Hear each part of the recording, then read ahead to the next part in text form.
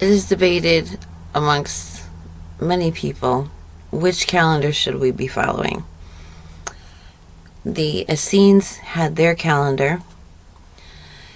They were the ones who were prepared for the temple to fall. They were living without the sacrifices, and they were following the Enoch calendar. And then the Pharisees and Sadducees had their own calendar, because to them, with the rest of the world had so many days, and so the Enoch calendar didn't make sense to them. Oh, what are they? We have this many days. Why are you saying this? No. And then we have the Gregorian calendar, which is obviously a false energy matrix. Anybody hasn't figured that one out? No, I can't help you with that. So I'm going to focus on the Enoch calendar, on the one that the Essenes chose to schedule the festivals, the appointed times. It is promised that if you follow this schedule and you maintain it, that your seasons will come at the proper times. So you have a nice little nucleus where everything works out to our benefit. We're recognizing, we're observing the festivals as instructed. The rain comes when it's supposed to come, and all of that. Outside of that is now another matrix that the Pharisees and Sadducees live by. And outside of that is the Greco-Roman military time calendar with the leap year. Because that makes sense too, right? We estimated it wrong. We haven't got it quite right, so we're just gonna, skip a day out of day. Daylight savings time. Spring forward, fall back.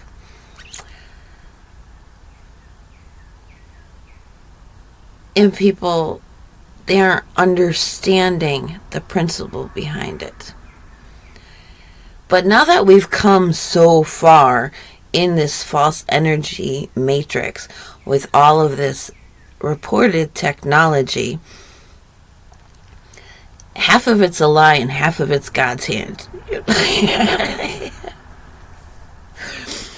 So humanity, their smart, intelligent scientists are thinking, oh, we can put a dome.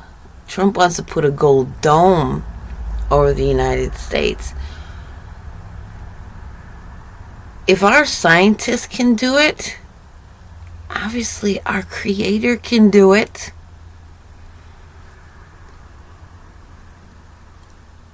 The movie Brigadoon,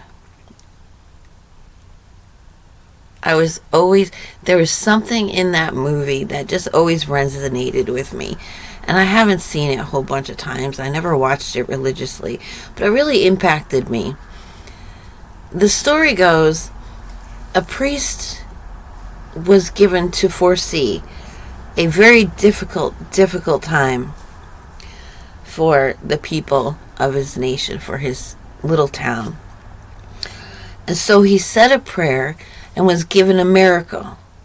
That town, the people in the town, would only wake up every 100 years.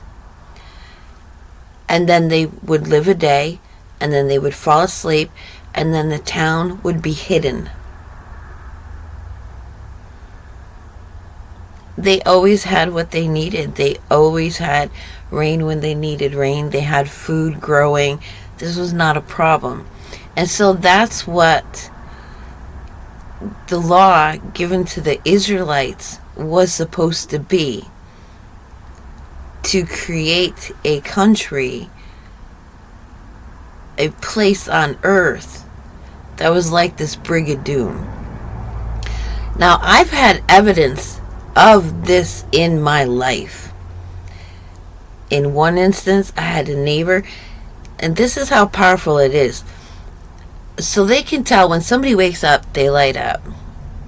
And the military sees it from the satellites, like this great blank uninhabited wilderness, and all of a sudden somebody plops a city in there. It's full of light. Like, what the heck popped in up overnight? You know, did a bunch of terrorists move in and start running generators? What's going on here? And it's just somebody who woke up spiritually. And when that occurred to me, I had a neighbor come running over, like, all right, I don't know what's going on. I'm crazy. I think I'm crazy. But I looked at the calendar on my computer yesterday, and it said it was this date. And then I wake up today, and it says it's the same date. I'm like, yeah, time between people doesn't have to match up. Someone who's awakened can take an entire town with them. And I know that it can be affecting an entire town, or those within a town may not be living what the outside, the rest of the town. Like, we gain days, we get to skip some days, you know.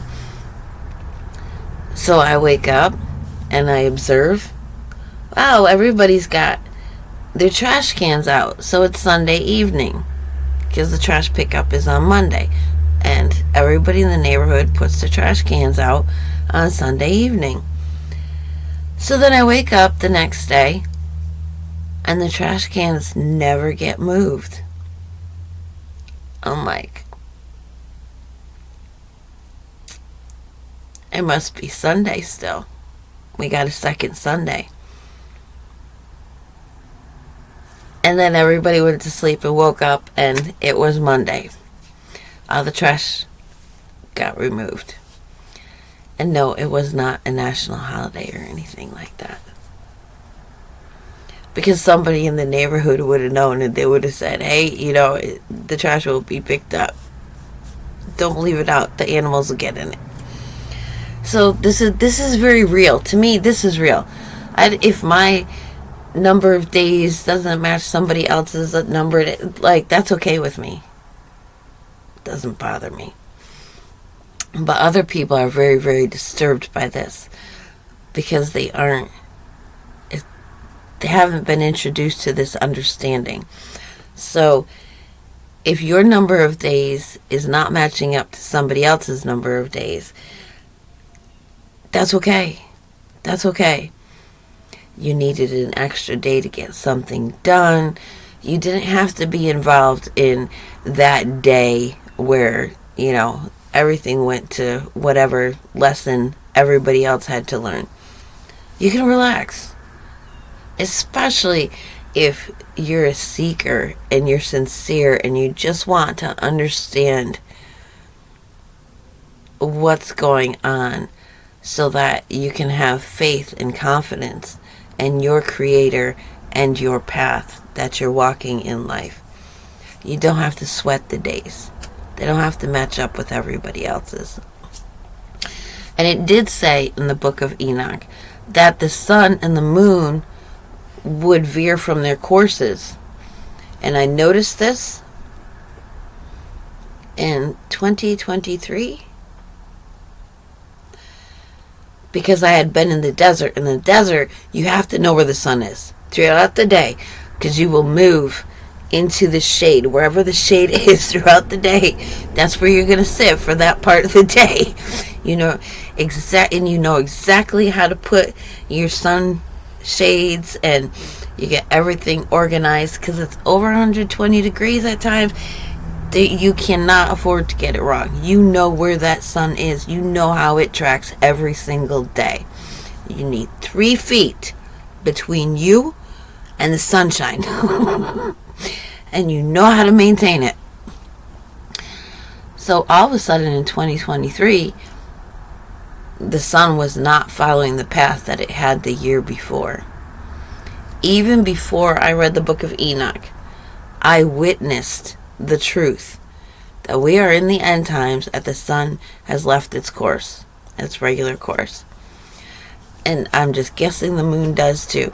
And you'll see it if you do a search. You will see the videos. People are posting it up. The sun is fake. The moon is fake. Are you seeing this up in the sky? Oh, the stars are moving. Like, if you read the book of Enoch, you would know. But the Enoch was forbidden. Like,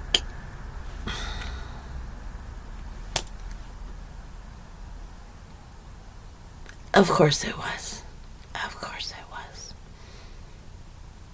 And the funny thing is, the ironically funny thing is, the Essenes who were judged and declared evil by the Sadducees and the Pharisees were suddenly who the Sadducees and the Pharisees turned to like, all right, they've been living without sacrifices. Our temple's gone. We have to live without sacrifices. How do we observe this law? What do we do? And the Essenes already had other practices and everything. They were the ones who preserved the law as it was intended, as they were being directed. And so it probably went better for them in a lot of places if they didn't get too caught up in the metaphysical stuff. That was another thing, that the angels came and taught men. Like, the stars, the placement of them was supposed to be a sign for the seasons, so they knew what season they were in. But through the Chinese exposure to the Asians, they received understanding about the personality dynamics, the birth chart, the year of the, which, because it's not a lie, they thought it was safe to start exploring and try to hack our Creator's system, like the fallen angels were doing, so that they could ascend outside the authority and even above our Creator. And I've come to learn that a lot of mainstream religious believing Jewish people don't believe in the Creator having a personality, having a personage, and are absolutely New Age to the core.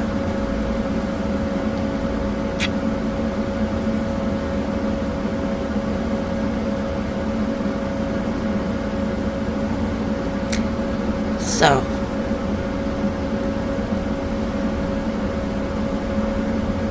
we'll see how it goes.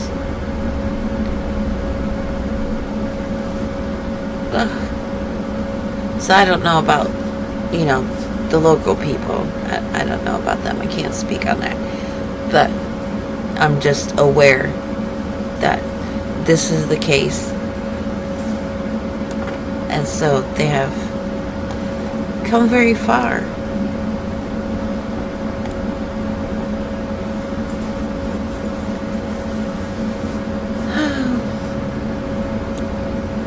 Just keeping it open to see if there's anything else that wants to come in on this topic.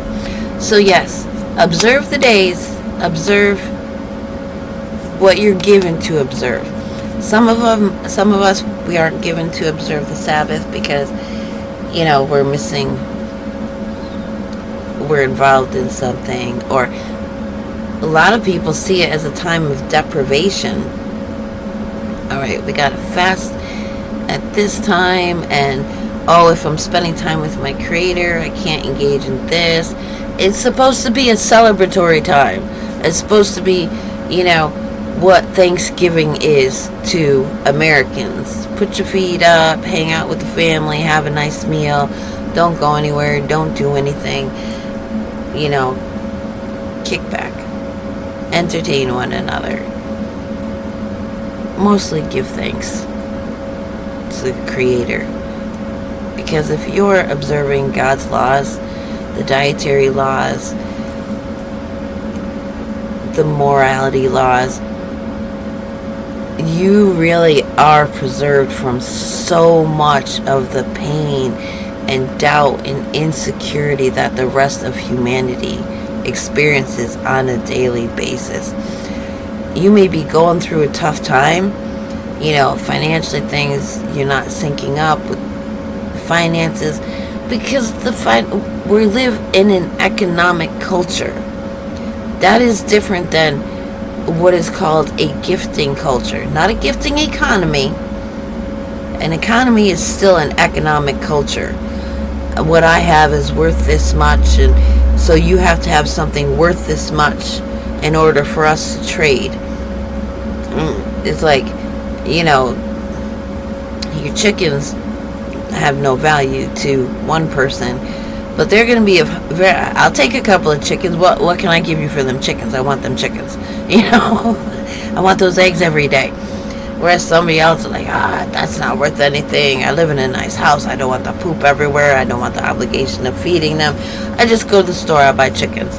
I'll just get the government to, give me a bunch of soldiers. I'll take them chicken eggs when I want them. See? Different value, different people. But in a gifting culture, hey, I have all these extra eggs that I'm not going to eat. I've preserved enough, so, if I got to, they're not laying, if the government comes and steals them all, I got a couple of weeks worth of, pickled eggs laid up. I'm good. Here's some eggs. Who needs eggs? Who's going to use eggs? Somebody like, oh, good. Oh, my children haven't had, the protein in a while. Thank you. I need the eggs. And then somebody else is like, oh, my sheep, I have all this extra wool. Grandmas, oh, yeah. Oh, I could knit me this. I could knit one for this. I could do that. And so that's how a community works. By gifting out of our surplus. And that's very different than an economically based culture. And if you naturally are already living that lifestyle, you already have a network of, where to go for raw milk, where to go for, the farm-raised chickens. These networks are already made, and these people are going to have it much better than other people who do not see the value in that. And if you're following God's moral laws and you're keeping your intellect within healthy boundaries, that's going to be preserved for you through these hard times. And a lot of people, they're waiting for a rapture,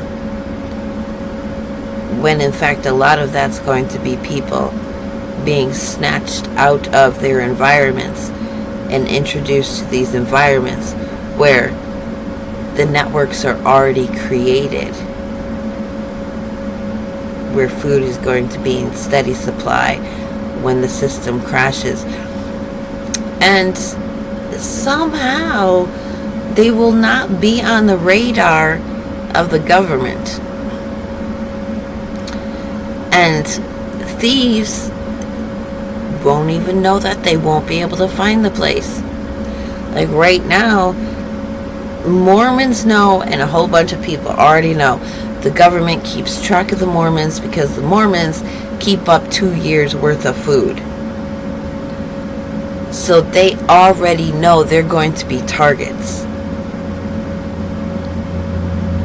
But there's some Joe Schmo farmer out there just living his normal homestead life, and he's connected with a bunch of other homesteaders and people with backyard gardens, balcony gardens.